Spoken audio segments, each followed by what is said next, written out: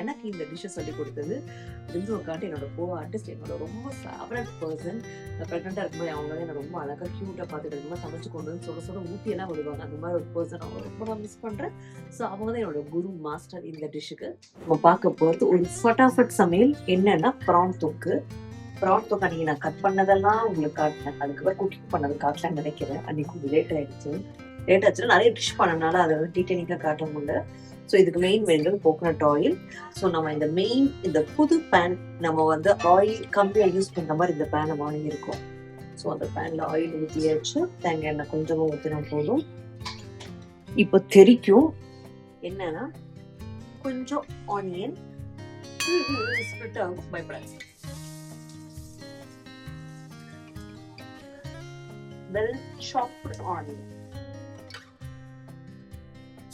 நான் இதை போட்டுட்டு நல்லா ப்ரௌன் ஆகிட மட்டும் சிக்கு சிக்கு சிக்கு சிக்கு ஃப்ரை பண்ணுங்க. கூட ஹெல்த்துக்கு, உடம்புக்கு, ஹேருக்கு எல்லாத்துக்கும் நல்ல விஷயம் அதுதான் இதுதான். ஸோ இதை நல்லா வாஷ் பண்ணிட்டு இதை போடுறோம். இது என்னன்னா இது ஆக்சுவலி நான் காலையில் சமைக்க வேண்டிய சமையல்.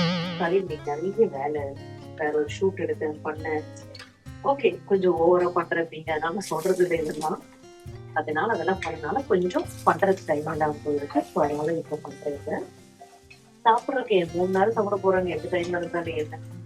ஸோ இது வந்து கொஞ்சம் கார்லிக் போட்டு, ஃபுல் கார்லிக் வந்து உடம்புக்கு நல்லது. ஏன்னா ப்ரான் வந்து உங்களுக்கு கொஞ்சம் கேஸ்ட்ரிக் இஷ்யூ வர வாய்ப்பு இருக்கு. அதனால வந்து முழு ப்ரானை நான் போடுறேன். ஸோ முழு ப்ரான் கார்லிக்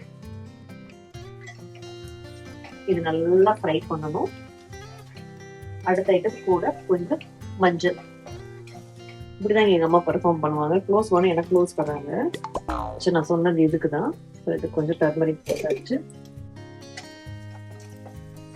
ஸோ எங்க மம்மி எனக்கான வீடியோ நினைச்சிட்டாங்க. எனக்கான வீடியோ குக்கிங்கான வீடியோ நான் அவங்க தெரியும். இப்படிதான் சீக்கிரமா பண்ணுவாங்க. Don't worry. இது நல்லா ஃப்ரை ஆகணும்.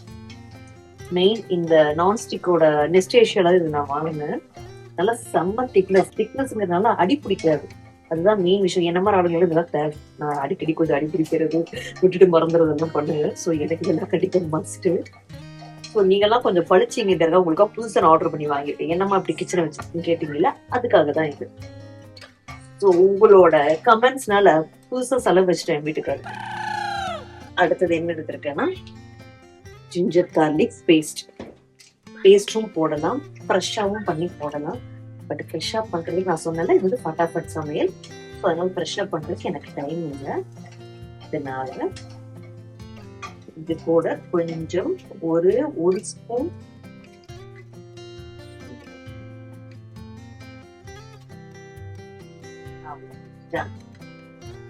இது ரொம்ப இதுக்கு ஐட்டம்ஸ் ரொம்ப கம்மி. இவ்வளவுதான் மொத்தமா பண்ண வேண்டிய ஐட்டமே இல்லாதான்.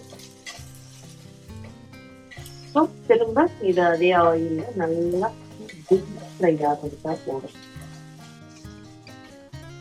நம்ம இது கூட அடுத்து ஆட் பண்ண போறது ஜஸ்ட் இந்த ரெட் சில்லி பவுடர், டொமேட்டோ, அவ்வளவுதான். லாஸ்டா ப்ரான் போட்டா போகுது. ஏன்னா ப்ரான் வந்து டக்குன்னு ரப்பர் மாதிரி ஆயிட்டு முன்னாடி இருக்கா, அதனால இங்கே போடக்கூடாது. நம்ம இது இன்னும் கொஞ்சம் நல்லா குக் ஆகும்னா கொஞ்சம் உப்பு போடுவாங்க. இது சொல்லியிருக்காங்கன்னு தெரியல. நார்மலா வந்து உப்பு போட்டா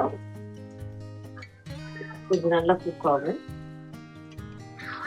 கொஞ்சம் உப்பு ஃப்ரை பண்ற அளவுக்கு. அதுக்கப்புறம் நீங்க வந்து குக்கிங் அதெல்லாம் கிரேவி ஆனதுக்கு எவ்வளவு வேணுமோ அந்த மாதிரி பார்த்து. ஸோ அரைச்சாச்சு. இப்போ ஈவினிங் பயங்கரமான மழை வருதுங்க. இந்த மலைக்கு இதை நல்லா காரசாரமா சாப்பாடோட போட்டு சாப்பிட்டா யம்மியா இருக்கு.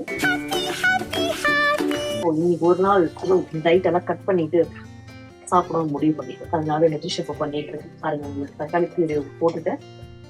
மாமி இஸ் அ கேமராமேன். மாமி கொஞ்சம் பாருங்களா முன்னாடி. இந்த கேமராமேன் சொன்னாதாங்க செய்வாங்க.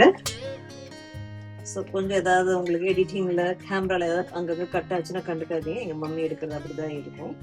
இது இப்போ நல்லா பாயில் பண்ண விட்டுருங்க. பாயில்னா எப்படின்னா மேல வந்து எண்ணெய், அப்பதான் நல்லா அந்த பச்சை வாசனை இல்லாம அந்த ஃபிளேவர் வரும். அதுதான் மெயினான விஷயம். நிறைய பேர் வந்து டக்குனு அவசரப்பட்டு பண்ணிட்டு ஃபட்டாஃபட்ல அதெல்லாம் கிடையாது. இதெல்லாம் நீங்க சீக்கிரம் போடலாம். பட் ஆனா 5 மினிட்ஸ்ல நீங்க வந்து நல்லா வேக வச்சாதான் கொஞ்சமா செய்யும். இந்த மாதிரி உங்களுக்கு குட்டி டிஸ்டர்பன்ஸ் எல்லாம் இருக்கு, இதெல்லாம் கண்டுக்க கூடாது. இதெல்லாம் தாண்டி நம்ம சமைச்சு பாயில் ஆயிருச்சு. அடுத்தது நம்ம ஆல்ரெடி கிளீன் பண்ணி வச்ச இந்த ப்ரான் கிளீன் பண்றதை உங்களுக்கு அன்னைக்கே டீட்டெயிலிங்கா காட்டியிருக்கேன். ஸோ அவ்வளோதான். இந்த ப்ரான் எடுத்து